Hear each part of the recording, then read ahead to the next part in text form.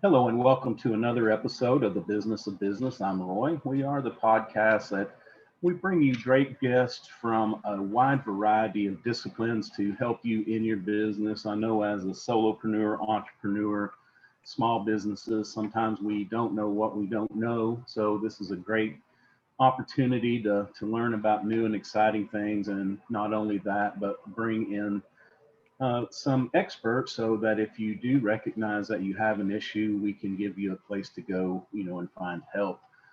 Today, we are fortunate enough to have Cross Palalas with us. He is the VP of Strategic Optimization at Secret Sauce Media, where he oversees both paid and organic social teams. During his time in the marketing space, he has developed and implemented successful marketing strategies to drive success for over 500 of the world's top brands and creators. Cross, thanks for taking time out of your day to be with us. How's everything going for you today? Things are going well. Very excited Good, and glad to be here. So thank you good, for good. having me. Good, yeah. We can never get enough of marketing and the digital space for sure. Uh, it is a it's an ever changing world, and just about the time that you think well, let me say this for lay people like me, who this is not my this is not what I do every day. About the time I get caught up on it, I talk to experts like yourself and realize that I'm probably about 2 or 3 steps behind. So that's kind of what we're gonna get in today. Is so what are some good strategies, some good things that people can think about to help get their message out there and advertise and market for their business? Awesome. All sounds good. I know marketing is something that it's changing rapidly 24/7, especially when you look at digital marketing. It's Right. ever changing. Right, exactly. Yeah, and with social media, and I just kind of going to throw this out there to begin with, because I got flooded with the guy that was sending me a bunch of ads about getting more likes on social media, Instagram in particular. And you Yep. know what I think about? I guess my opinion on that is that some of the likes and chatter, it's vanity if they are not people who can be a consumer of your product. So I think we have to be sure and distinguish that factor, because a lot of people that I know get sucked into paying these guys this money, and then all of a Yeah, sudden, they've got a bunch of followers from all around the world, but they're not people who would actually ever be their clients. exactly. you know so I just feel like especially social media, just be careful of who you're dealing, make sure they're reputable and they can give you a good plan. Yeah, But people will tell you anything when it comes to social media. I've had people who I talk to and they have clients spending thousands of dollars for like campaigns on Facebook. And I'm like, why? They're like, well, they want to make sure that people are engaging. And I was like, show me these campaigns, because if you're spending that much on engagement, are you really getting people who are going to use your service, or are you just getting likes for the sake of having likes? right, yeah, and likes I don't know, I think you'd be hard pressed to take likes to the to the phone company and see if you can pay your bill with them or something like that. So yeah, we just need to make sure our strategy. So what is and the other thing, well, let me ask you this, not to say, let me ask this question. So, there are platforms like Google, Bing, a lot of places, what I would call more on the internet side, where people may be searching through, not necessarily a social media platform such as a Facebook or Instagram. So does it depend on the business that you're in, kind of how much effort you want to put into either one? Is it usually a pretty good mix of 50-50, or what is your take on that? I'd say it really varies. So something like e-commerce, for example, something where social media is ideal, especially if you've got very low cost products and it's high impulse. Mhm. You can get the awareness and have that bottom funnel in there and still drive, really high ROAs. Whereas Okay. something, for example, um, little bit more lead gen related. I know I've been dealing a lot with clients who are doing solar panels recently. For them, it's, I'd say, about 60%, 70% on the Google side, because it's more search based to start that relationship than it is finding it on social. And then what we do is once they've gone to the site and they've started clicking around, we then retarget them on social because we know that there's an interest there. And it's just Okay. about staying top of mind, getting in there, and they're more likely to then start converting that lead. Okay. So it's definitely a very healthy mixture. Okay. Yeah, and you mentioned the funnel. If you don't mind, can you just go over a sales funnel for any listeners that may not actually understand the components and the importance of that? Yeah, so funnels are really, really great. There's all different kinds, but the basic kind of sales funnel that I usually use is a 3-tiered system. So at the top, you have that awareness stage. This is when people are getting to know who you are. So these are people who had no clue about you. Maybe they see your social media video, maybe they see your ad for the first time. Okay, now I know, I'm aware of you. Then you've got that consideration stage. So this is where maybe they fill out a lead form, maybe they're, just kind of viewing your content a little bit more, getting to really contemplate on making that purchase decision. And then at the bottom, you have that conversion. So you've got that person who's handing you money for the job or for the product. Okay. Yeah, and you mentioned a good point earlier about lower cost items versus, I guess, higher cost services and products. And typically, I think that funnel kind of collapses. If we're talking, and I'm going to speak for myself for this, is that, if I see something I kind of like, it's $3, $4, $5, I don't have to do a lot of thinking about that. I'm going to click it, get it. If it works out, that's good. If it doesn't, it's not that big of a deal. You can throw it away and know not to buy it again. But when you're talking about a $5,000, $10,000, $25,000 item or service, I think that's where that consideration point becomes much more important, is that I need to know who Cross is before I write you a $10,000 check, or before, the other thing that we don't think enough about, I think too, is our brand, is that we need to build that relationship where I have the trust in you, because, if I turn my campaign over to you, I basically turn my brand, my reputation, and I need to make sure that we are both aligned in that messaging as well. So it's important to, and I will ask this question to you as a person that carries that out, having that a long conversation before that you actually make a client. It's important for both sides, because I need to be I need to be confident in your messaging, what tactics, what you're going to do, but you also need to be confident in me, because your reputation is on the line. If I've got a crummy product or service, if I'm ripping people off, that gives you a black eye too. So I think that conversation needs to be had for both sides of that. Exactly. Definitely a conversation needs to be had. Another big one is expectation. So a lot of people hear social media marketing, you hear all the gurus doing e-commerce sites who are probably selling those low cost products, and they've got 20, 30x ROA, and they're spending, very low budgets. And then somebody who's got a $50,000 service they're trying to sell expects to go online, spend $100 and have 20 clients tomorrow. And Right, yeah. A $50,000 product is a lot of money, or even a service. So I'm going to have a much longer time that I'm thinking about this. So just putting one ad in front of me at a low cost isn't necessarily going to have me convert like this. You really got to look at how much are you looking to spend in the long run, rather than putting up a little bit of money and hoping that everybody just flocks to you. Right. Yeah, and I think the other point of that, it's who you reach with that ad, because the low cost items, you may reach that consumer, but let's say it's that $50,000 service. I am probably not, my messaging is probably not reaching the guy who is going to make that final decision. In my experience, you reach a lower level person who's like, hey, this is good. They kind of run it up the chain to get that interest. Is that a fair assessment of how that usually works? Exactly. Like even me, I was looking at different services for bringing in new hires at our company, so different hiring agencies and stuff like that. And then I started getting served ads and stuff, but I'm not the one who's making the decisions on who we're partnering with. So I'm just saying, hey, Right. this is a company that seems really good. They came across me on Right. Facebook. Here's an ad.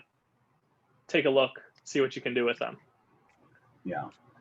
Yeah. So the old agrarian example, it could not be more truer. I think the higher you work your way up the price point is you have to sow, and then you have to cultivate before you can reap. And I think that we've missed that a lot in in our instantaneous society. You know, everybody gets instant gratification. I want to, like you said, I want to put an ad out there, and then I'm just sitting here waiting by my phone. I hit the go button on my ad 5 minutes ago, and now I'm waiting for my phone to ring. Like I said, the lower price points, when you have a buy button, you probably get some generation immediately, but that the higher price points, I think there's going to be the wider, that cultivation point is going to be wider, and it's going to take more work, because you have a lot of people. Not only do I need to convince you that you need to take me up to your superiors, but then you have to start working on them. And the other thing I think that we forget is, okay, I'm a sales guy. I just pushed out this ad or this email, and I think Cross is sitting at his desk looking at his screen, just waiting for my message to come across so he can jump into action and buy. And I think we have to think about, our buyers are very, very busy people. Their schedules are crammed. And so, again, that gets back to maybe something more on the order of a drip campaign to stay in front of them. Let me say that twofold. Number one, they're busy. And even if they want to buy right this minute, I think that it may take some time for them to get our message, sink in, have time to act. But the other thing is, you may not need what I'm selling right now. But that doesn't mean that you can't be a customer. So can you talk to us a little bit about, maybe the kind of a smaller drip campaign, where we're not like just unloading a big message on everybody, kind of a data dump, but we're more just kind of dribbling that, kind of keep our name in front of people? Yeah, so this is something that's really, really important, especially when you look at things that are higher ticket items or long-term purchases. I'll use myself as an example. My purchase journey for a car has been about the last 3 months so far. I still haven't made the purchase. And there's one local dealership that has really stayed top of mind for me. And I'm 90% sure when I'm ready to make the purchase in a few weeks that will be where I go. Right. And the entire time, I haven't gotten one sales message through my Facebook. It hasn't said, hey, buy this now. We got this big deal. Slowly, at first, I started getting, some ads based on the cars I like, just going over. They were videos doing like inside, outside tour of the car. This is what you can expect. That I really enjoyed, because now I'm getting to know not just the brand, but the salesperson. So I feel like I've got almost kind of a connection there with them. And two, I'm getting all the information I need on the car without having to go through and read, which always is good to me. The more time I can save not having to read about something, the more I'm willing to go there.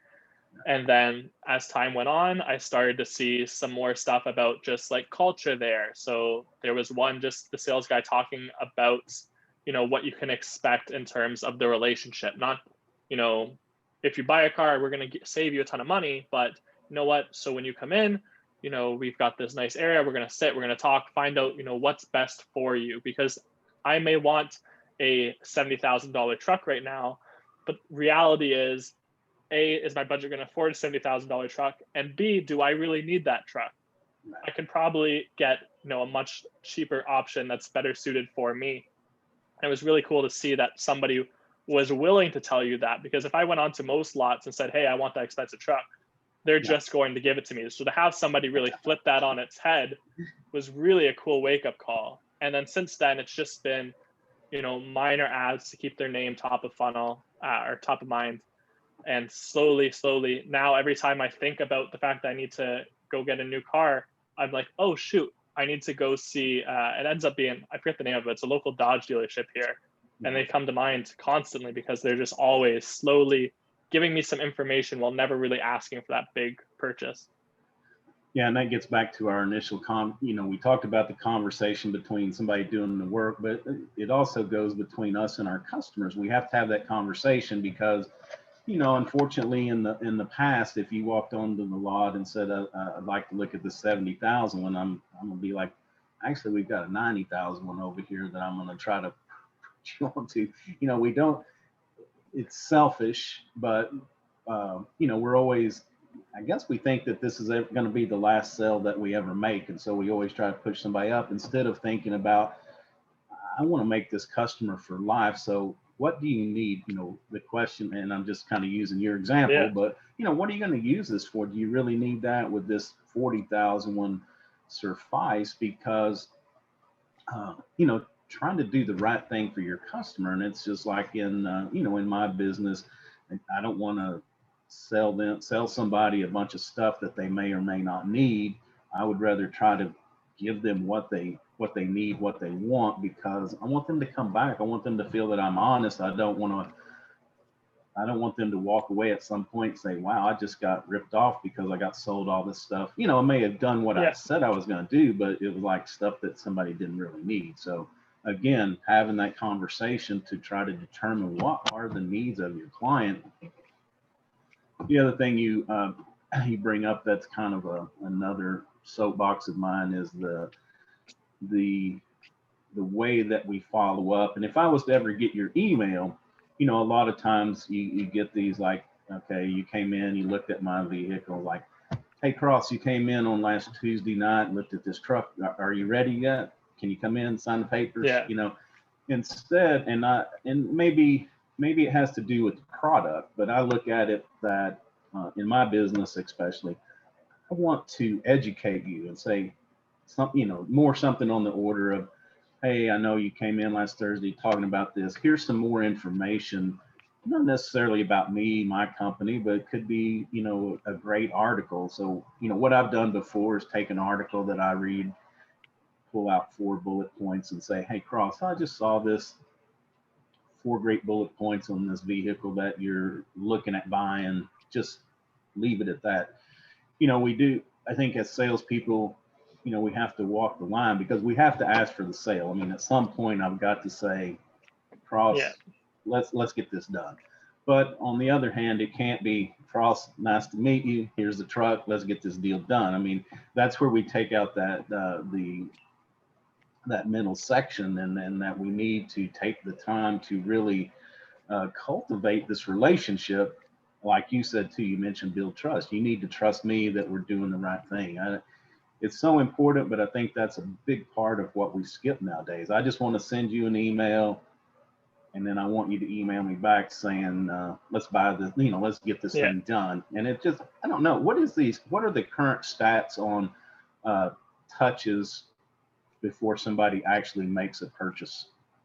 Yeah, it's crazy. And depending on who you ask and how their funnel's set up, it's very drastically different. But from what I've seen, I love to use the Facebook attribution tool just because it gives me a sense I can hook up all my different ad platforms to it and aggregate everyone's information.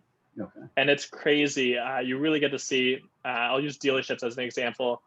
Dealerships has been an interesting one because I've seen that some will start off on their mobile, probably just looking up because they're like, shoot, I need a new car.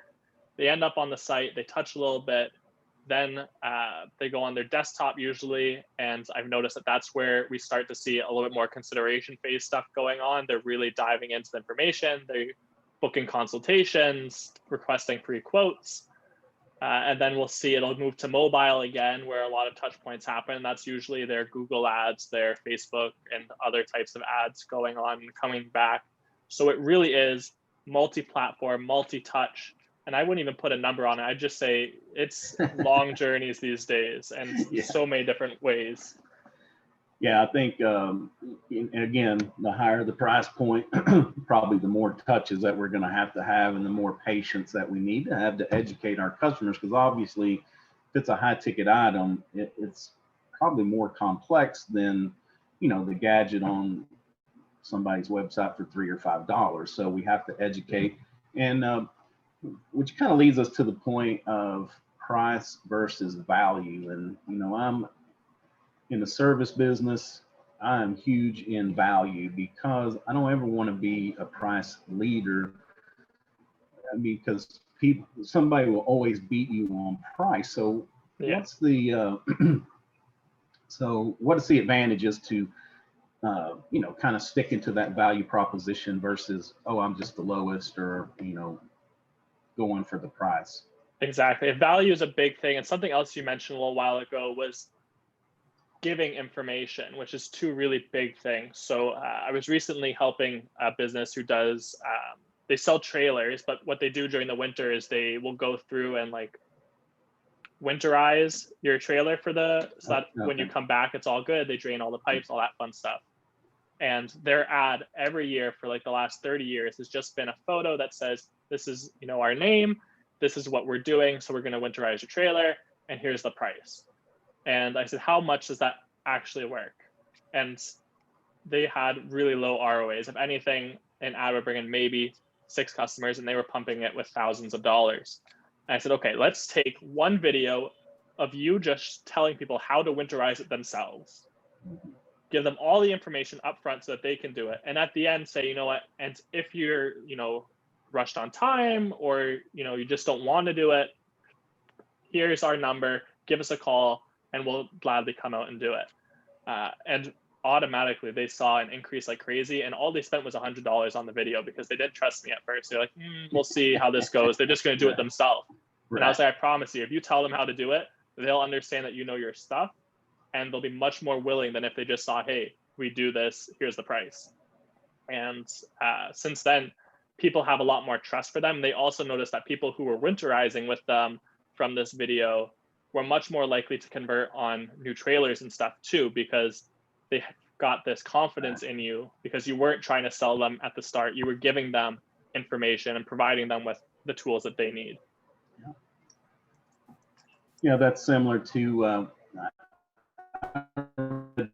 years ago, but this one guy had this marketing plan, and so it was a jewelry store, and what they had done some analysis and figured that they had like a 50% conversion of making first-time buyers long-time customers. So if you bought something for them, 50% chance you're coming back to buy something else. So what he did, he went out to professionals, doctors, lawyers, and he devised a campaign that said, okay, as being, the doctor's position was, we want to thank you for being our customer. Jewelry company said, we will provide, what the doctor said, we have worked out this deal with XYZ Jewelry to give you 50% off your first purchase. And so then it was win-win, because the professional sent them out to their customers. Customers are thinking, wow, this guy really went the extra mile for us to get this discount. We get a 50% discount. But the jewelry store is thinking, even if I give away my first sale, I know that 50% of these people will come back and buy something else. So, we have to kind of think outside the box at interesting concepts like that. And I think, like you said, number one, this trailer company, they showed people they knew, but also if there were different things that they were doing above the competition, they kind of highlighted, we go the extra mile for you as the customer. And then the other thing is, like with me, I see that and I'm like, oh, I thought it was just turning a tap to drain the water. I didn't know how to do all of these things. So now it's like, I don't have time to do that, or I'd rather take it to the expert and just let them handle it. Exactly. And it's really cool. I love working with jewelry companies because I've learned that they can be really unique in how they do stuff. So a lot of people just think, it always comes back to price. And so jewelry, a lot of time will just like, okay, we're having a big 50% off sale today. And one of the best campaigns I've run for a jewelry store, instead of giving any kind of discount, what they did was, if you came in and purchased over $1,000 jewelry, you would get what came to about $100, $120 cleaning kit for your jewelry with all the products you need to be able to really shine it up and make it sparkle like new. And they had a ton of purchases because people really wanted that for the long run.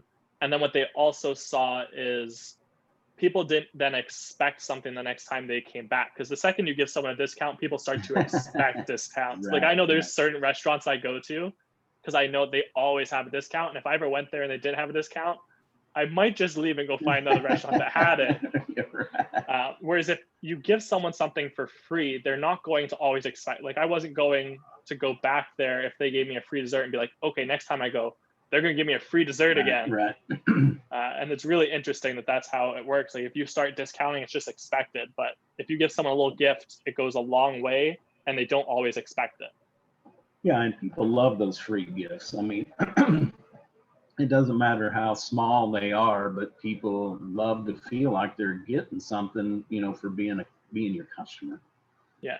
So, how do we integrate our emails? So, I get somebody to sign up, I get their email. So, what is a good plan to time these? How often do we want to send them out? Things like that.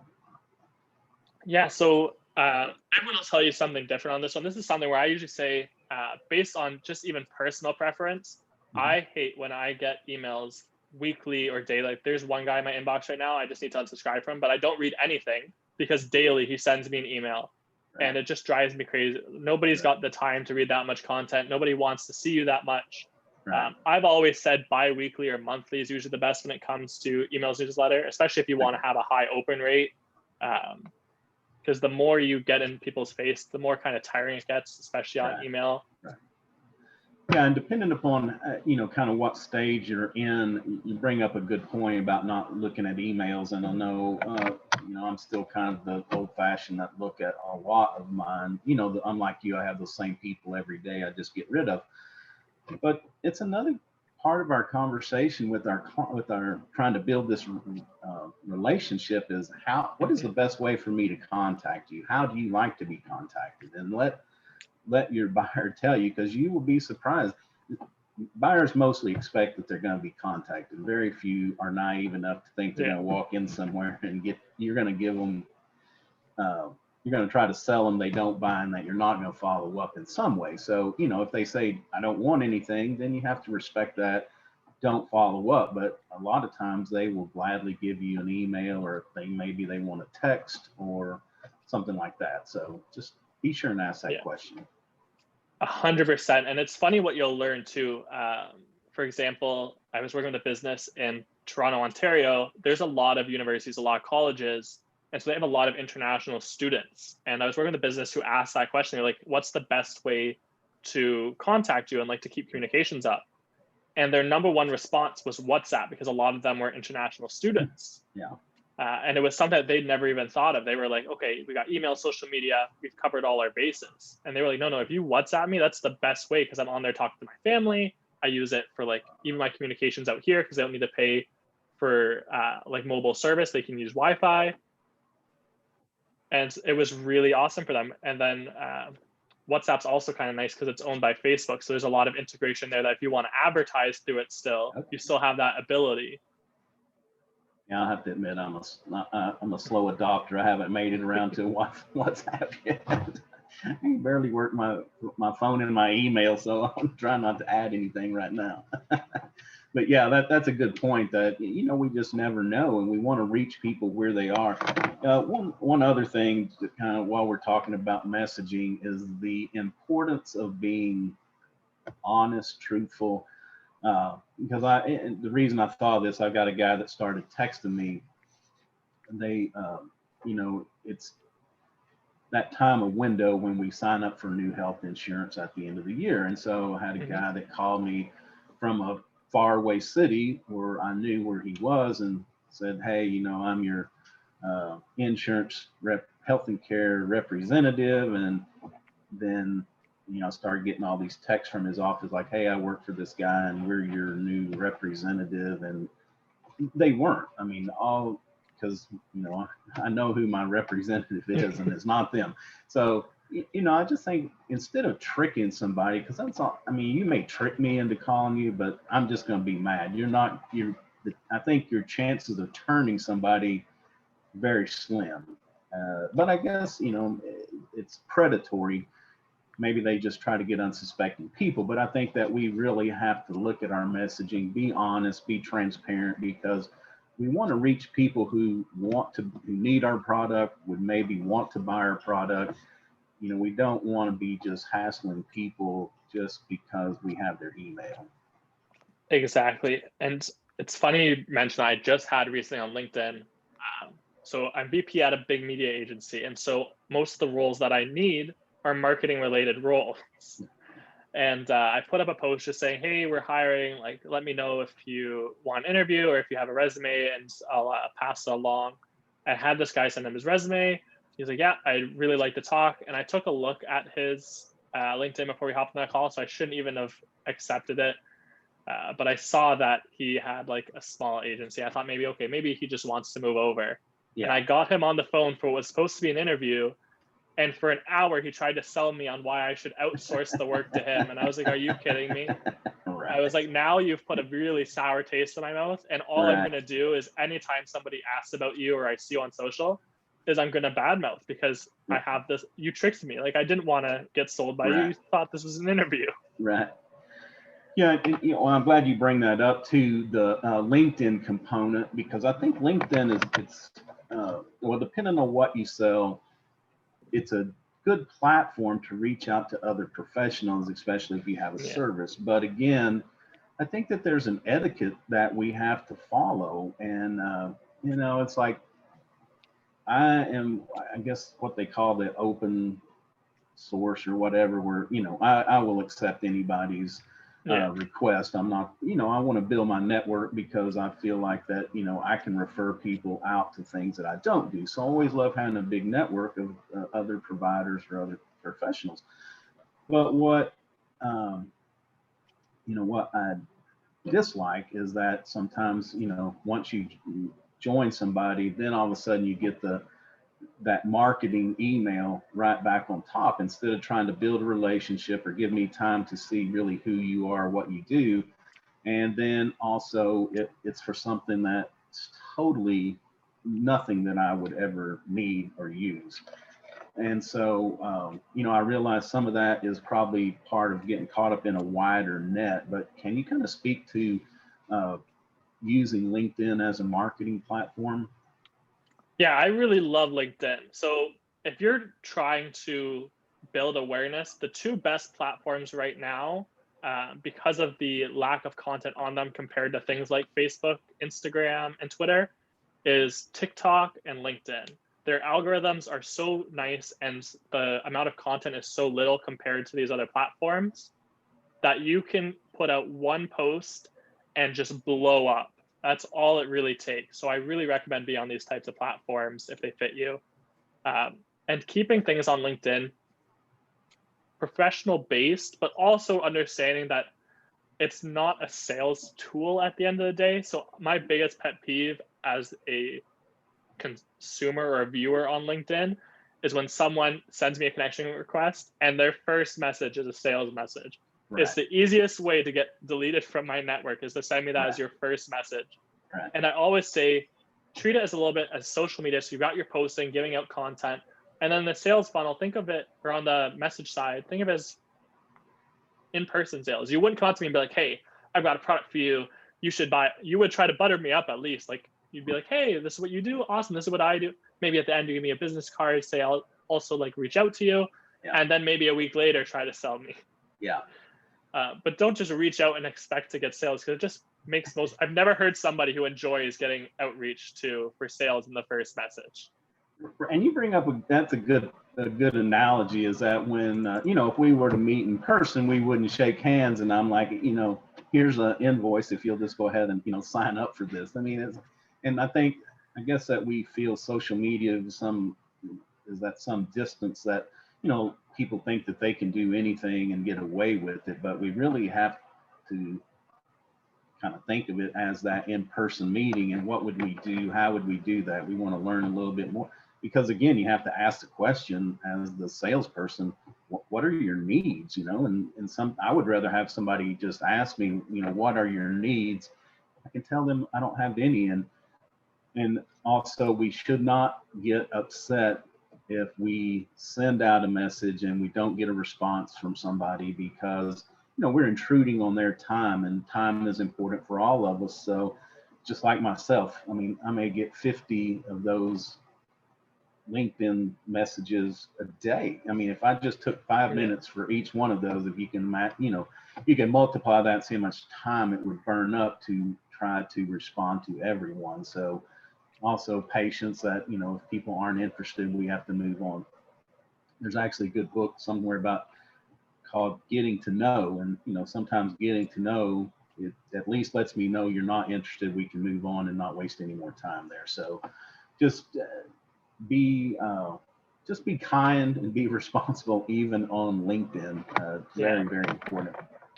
It's funny that you said time too, and like people are busy. So another thing I see on LinkedIn all the time is even if I am looking at getting someone's service, is they'll send me a message, I'll read it, but I'm also working throughout the day.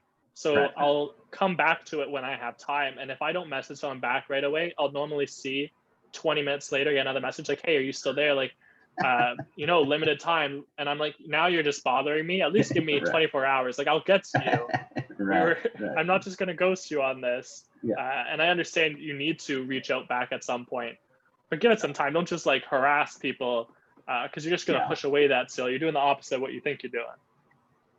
Yeah, because we always need to keep in mind that even if you don't buy today, doesn't mean that you may not need my product or service in the future. So we always have to protect those relationships. The other thing that you mentioned that I'm so out of touch with TikTok. And tell me how a professional or even professional services or somebody with a product would use that, because I'm going to be honest and say the only thing I thought it was like a dance platform of some kind. So definitely. So I love brands who can use TikTok very well. There were some at the beginning who came out and they would just show their representatives dancing. But for example, Starbucks did this a lot at the beginning. I saw a lot of like local Starbucks around here who would just have their like baristas dance the songs. And it doesn't make me want to come in anymore. It doesn't make me want a Starbucks coffee. They were just trying to go with the trend. But then there were people who use it in a very meaningful way. There's someone I've been looking at purchasing. He makes custom metal art. And what he does, all his videos are just him showing you how he does it. Like he's giving away all his secrets. He just builds it in front of you in a minute-long video. So he speeds it up. Yeah. It's really interesting, to watch. It's nice content if you don't want to purchase. And those who are looking, it was really cool to see the dedication he puts into the work. He's not trying to sell me on it. Again, he's just building it and showing me his work. But now I've gotten value of the content. It's meaningful. It's not just people dancing. And then, in the comments, he usually puts a link so that if you want to purchase, you can then go check it out, or you can message him. And I know that TikTok had a little bit of a scrape with the in the U.S. a few months ago, and my understanding is they've got all that worked out, so it is going to be a sustainable platform in the foreseeable future going forward. So we shouldn't be scared to spend some time and money over there, correct? Definitely. I don't see it going away anytime soon. What I would say is I definitely prefer to put my paid media on other sources. The reason for that is it's really hard when things are so quick. Like TikTok's very short form content. The longest thing you've got is a minute there. So attention spans really flare up, and it's really easy to just skip ads on TikTok too. You just got to keep scrolling. So my paid media, I definitely prefer to focus on larger platforms like Facebook, LinkedIn, Instagram, where there's a little bit more longer format to it. But I definitely feel like if you're looking at organic social, TikTok's a great way to do it because, like I said, there's not a lot of content on the platform yet compared to big platforms. And the algorithm's really unique in terms of, instead of prioritizing likes, views, and engagement on it, people who have no followers can blow up overnight because it's just the content is good. Yeah, and I think that's the another value of hiring a professional like yourself is that you have more in-depth knowledge of all these, because what the other thing I was going to lead up to was that we really need to research the platforms and the audience that we will reach there, because I would just suspect that TikTok is going to be a younger audience versus if I have a professional service where I'm trying to market to businesses. I doubt many of them reside are going to be there picking up my ads, where that would be more of a LinkedIn. Whereas if you're looking at probably a middle-aged to older consumer with a smaller dollar item, that may be, putting your money into Facebook, different things like Yeah. that. And it's funny how quick things change. So I'm still only 22 right now, and I'm heavily on the Facebook platform, have been for years, because that was really the first social media for me. And I was talking to a family friend who's got a kid who's 19, so only a couple of years younger than me, doesn't have a Facebook, doesn't have an Instagram. Right. They're only on things like YouTube and TikTok. Right. Yeah, we've got one of those too, that she's 26, 27, that no Facebook account. And so it's funny that you say that. Maybe it's kind of making a resurgence, because it seemed like there was a group and I always kind of accuse the kids of, well, y'all are getting off of Facebook because your parents and grandparents are on there, so you got to move off and find something different. But maybe there's a group coming back over there. So yeah, I think those are important points to make, is that there's a lot of great avenues out there, but you just have to know where your audience is going to reside for your product, service, price point, things like that. So if you're doing paid, you can definitely do where you're going to get the biggest bang for your buck, for sure. Exactly. And one thing I've got to say is pixels are so important, especially that Facebook pixel. I love the Facebook pixel. It's my best friend, because as much as I like my Google ads, at the end of the day, all someone has to do is clear their cache, and all that information goes away, and I've got to rebuild that retargeting audience. Whereas I found retargeting on Facebook and Instagram is so nice because it's people-based. So it's very cross-device, because my laptop, my phone, my TV even all have the exact same Facebook profiles hooked up to them. So no matter where I go, I'm getting those retargeting ads through the pixels. And the best part about it is, yes, you can remove your data from a pixel, but it's very hard. There are a few people who can tell you how to go on Facebook and check off the right box so that you're not getting those retargeting ads. It's not as simple as just saying, clear my history. Right. Okay. Well, Cross, thanks so much for taking time out of your day to be with us. You've given us a lot of great information to think about. And one thing I'd like to ask is, what is a tool that you use, either a tool or a habit, a ritual, something you do every day that you couldn't do without, either your business or personal life? Yeah, I think a big thing for me when it comes to business is stepping back and, like we said, really thinking about our audience. So I've always been addicted to, I forget the movie. It was I think it's called Think Like a Woman or something like that. It was an old movie where he's in marketing and like he starts to think like a woman. He puts on like her clothing and stuff like that.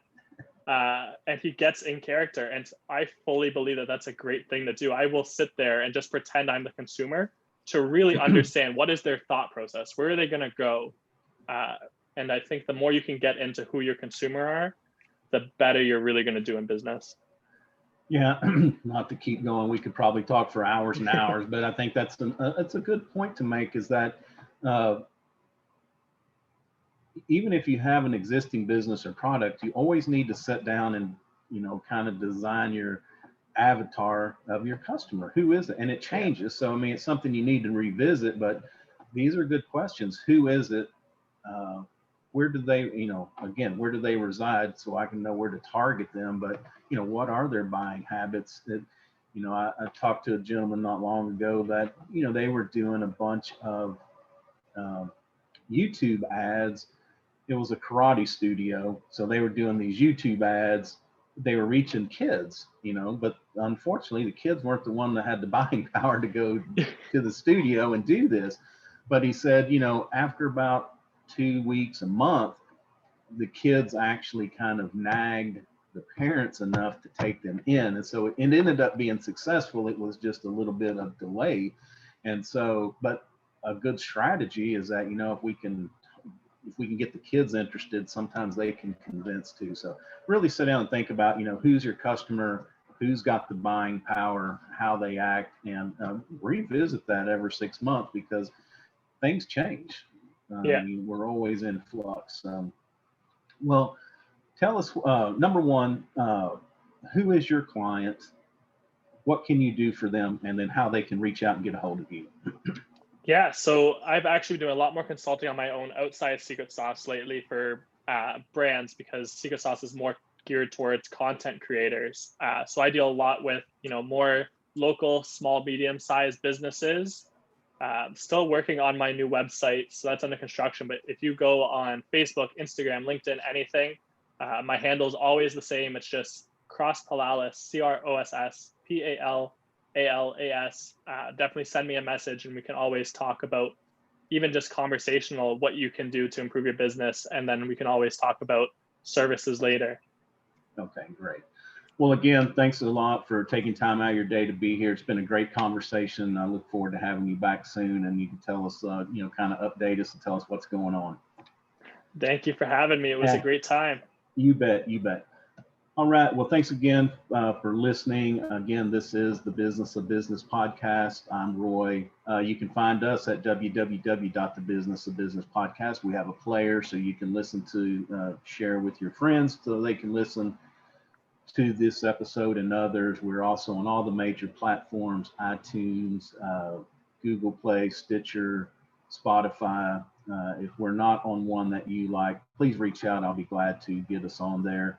Also, we do post the videos of these episodes on YouTube, so you can go over there and check us out as well. Until next time, I'm Roy. Take care of yourself.